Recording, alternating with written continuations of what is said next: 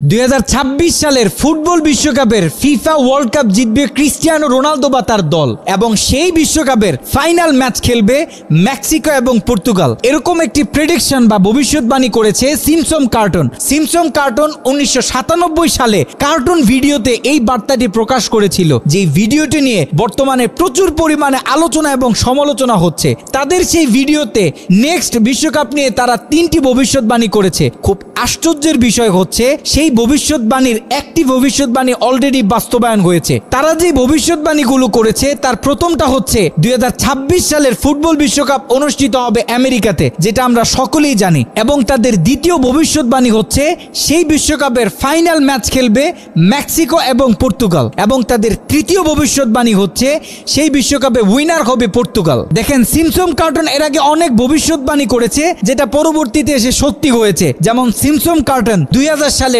Donald ট্রাম্পকে নিয়ে একটি ভবিষ্যৎবাণী করেছিল, যেটা 2016 সালে এসে বাস্তবায়ন হয়েছে। সিমসন কার্টুন তাদের একটি এপিসোডে দেখিয়েছিল যে টাইটানিক জাহাজ দেখার জন্য পানির অনেক নিচে ছোট্ট একটি সাবমেরিনে করে কয়েকজন লোক যাবে, কিন্তু তারা সেখান থেকে আর বেঁচে ফিরতে পারবে না। যেই ঘটনাটি গত বছর ঘটেছে এবং আমরা সকলে দেখেছি। এখানে কথা হচ্ছে যেখানে আল্লাহ পাক পবিত্র কোরআনুল কারিমে স্পষ্ট বলে দিয়েছে, কুল্লা ইয়ালামু মান ফিস সামাওয়াতি ওয়াল আরদিল গায়বা ইল্লাল্লাহ।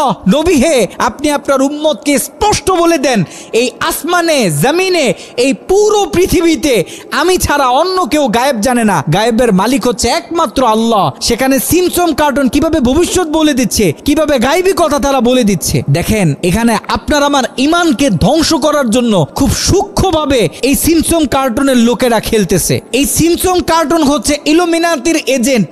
আর ইলুমিনাতি কতটা ভয়ঙ্কর এবং কতটা শক্তিশালী গুপ্ত সংগঠন এটা আমরা সকলেই জানি। যেখানে ইলুমিনাতির জন্য কাজ করে ডোনাল্ড ট্রাম্পের মতো বিশ্বের বড় বড় নেতারা, যেখানে ইলুমিনাতির জন্য কাজ করে হলিউড বলিউডের বড় বড় সিঙ্গার, বড় বড় অ্যাক্টররা, সেখানে ইলুমিনাতির কতটা শক্তি এটা তো আমরা সকলেই জানি। এই ইলুমিনাতির এজেন্ডা বাস্তবায়ন করে এই সিমসন কার্টুন। মানুষের ইমান ধ্বংস করে দেওয়ার জন্য, নিজেদেরকে জানান দেওয়ার জন্য তারা মূলত এই কাজটা করে। সিমসন কার্টুন কিভাবে ভবিষ্যৎবাণী করে এটা আপনাদেরকে আমি একটু বুঝিয়ে দিই। সিমসন কার্টুন প্রথম একটা ভবিষ্যৎবাণী করে এবং সেই ভবিষ্যৎবাণীটা বাস্তবায়ন করার জন্য তারা নিজেরা কাজ করে। তারা কিন্তু অনেক ভবিষ্যৎবাণী করে, সবগুলো কিন্তু বাস্তবায়ন হয় না, সবগুলো কিন্তু বাস্তবিক রূপ পায় না। তারা যেটার পিছনে কাজ করতে করতে বাস্তবিক রূপ দিতে পারে সেটা তারা মানুষের কাছে ছড়িয়ে দেয়, যে দেখো আমরা বলেছিলাম অনেক বছর আগে, 20-25 বছর আগে, যে এরকম একটা ঘটনা ভবিষ্যতে ঘটবে, যেই ঘটনাটা এখন এসে ঘটেছে। তারা যেই ঘটনাকে বাস্তবায়ন করতে পারে সেটাকে মানুষের সামনে ঢালাও ভাবে প্রচার করে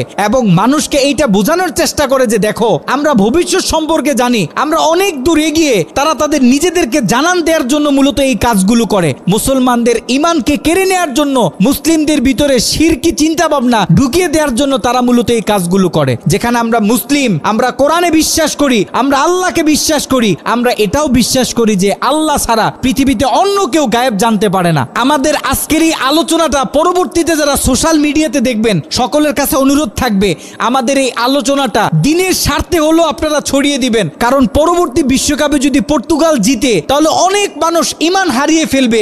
অনেক মানুষ এটা মনে করবে যে সিমসন কার্টুন বলেছে বিদায়, হয়তোবা পর্তুগাল বিশ্বকাপ জিতেছে, কিন্তু আসলে ঘটনা তো এটা না। এ কারণে আমরা সকলে যেন নিজেদের ইমানের উপর অটুট থাকি, পৃথিবীর কোথাও যেন আমরা আমাদের ইমানকে হারিয়ে না ফেলি, পৃথিবীর কোনো শক্তির সামনে আমরা যেন মাথা নত না করি এবং অন্য মুসলিম ভাইরাও যেন এই ভুলগুলো না করে। আমরা যেন